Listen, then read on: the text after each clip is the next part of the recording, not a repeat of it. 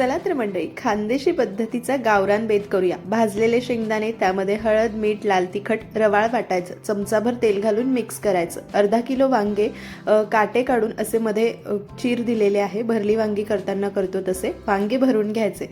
पातेल्यामध्ये तेल गरम करायचं, त्यामध्ये वांगी घालायची। मंद आचेवर 7 ते 8 मिनिटं वाफवायची। प्रत्येक 2 मिनिटाला तळापासून मिक्स करायचं। तोपर्यंत एक वाटण करूया। एक कांदा छान भाजून घ्यायचा, सुकं खोबरं किसलेलं आहे ते सुद्धा भाजून घ्यायचं। वांगे 7-8 मिनिटं वाफवले, 50% शिजले, गॅस बंद करायचा। वाटण करायचं, भाजलेलं कांदा, खोबरं, आलं, लसूण, कोथिंबीर, टोमॅटो, पाणी घालून वाटण करायचं।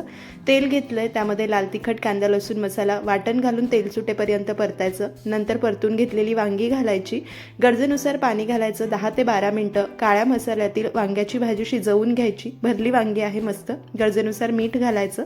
सविस्तर रेसिपी चॅनलवर आहे, टायटलमधल्या त्रिकोणावर क्लिक करून नक्की पहा। आवडली तर लाईक, शेअर, चॅनलला सबस्क्राईब करा।